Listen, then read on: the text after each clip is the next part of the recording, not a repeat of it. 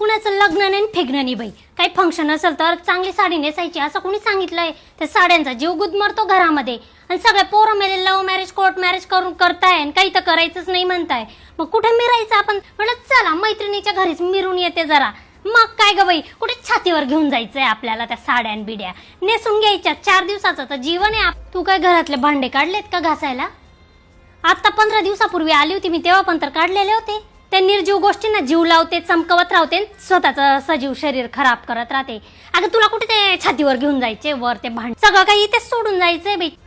O by, मला काही ते तू सांगू नको. आज किचन साफ करायचं आणि तशा फरशा घासायच्या आणि ते करायचं. इतकं काही त्या निर्जीव गोष्टींना स्पा देण्याचं मला काही इंटरेस्ट नाही आहे. मी माझ्या जिवंत थोबाडाला कधी स्पा दिला नाही आजपर्यंत. आणि त्या निर्जीव वस्तूंना काय इतकं घासत पुसत बस. 4 दिवसाचं जीवन आहे आणि ते पण घासण्यात लावून दिलं. तू पण येत नाही जात नाही कुठे. मला नाही पटत बाई तुझं. तुला तर चहा आवडायचा ना, का नाही घेते? काय सोडून दिला ग बाई. जे होणार असताना तेच होतं एके दिवशी. आपण किती पण काही करा, काय इतकं मन मारून जगायचं बाई? मला तर नाही पटत. एक माझी नातेवाईक होती, अशी साखर खायची नाही, मीठ खायची नाही. हे होऊन जाईल, ते होऊन जाईल, ते होऊन जाईल. तिला एका डंपरने उडून दिलं, चालली गेली बिचारी. सगळं साखर मीठ सगळं तिचं इथेच राहून गेलं. काय बीपी डायबिटीज, एवढे डॉक्टर लोक कशासाठी बसले मग डिग्र्या घेऊन 2-2 4-4 वेळा एंट्रन्स एक्झाम देऊन नीटची.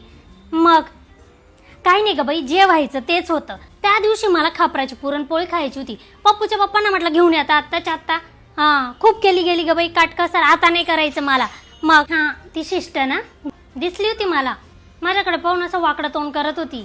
गेली मी तिच्याजवळ. म्हटलं का ग बाई, का बरं मला बघून अशी तू वाकडं तोंड करते? अगं काय येतं ग म्हटलं सोबत. एक दिवस तू गचकून जाशील, मी गचकून जाईल. म्हटलं हे वाकडं तोंड कोणाच्या लक्षात राहील? मग हसून बोलून घ्यायचं म्हटलं थोडंसं. आपलं तर असंच आहे बाई, मी कोणाशी पण स्वतःहून बोलून घेते. समोरच्याला काही श्रद्धांजली व्हायला तर काहीतरी 2-4 चांगले शब्द पाहिजे की नाही आपले. करत होते शिष्ट वाकडं तिकडं तोंड, पण मी बोलली तर मग ती पण चांगली हसा बोलायला लागली. मग म्हटलं बरी आहे अजून माणसात तू, चल ना तू पण नाटकाला. काय तिकीट जास्त आहे? काय करायचंय मी तुला? एवढं पैसा करत राहते का? वर घेऊन जाणार आहे का?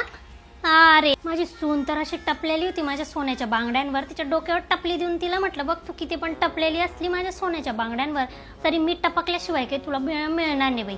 4 दिवसाचं जीवन आहे माझं, जगू दे मला पण. अरे पप्पूचे पप्पा मी गोव्याला चाललोय आम्ही परवा. स्लीवलेस फ्रॉक घेतलेले मी गोव्यात घालण्यासाठी. मग ग बाई कधी हाऊस फेडू आपण? गोव्यात जाऊन एकदाची जीवाची मुंबई करायचीच आहे म्हटलं. काय येणार आहे ग बाई सोबत? कुठे वर घेऊन जाणार आहे आपण? 4 दिवसाचं तर जीवन आहे, मग करून घ्यायची मजा.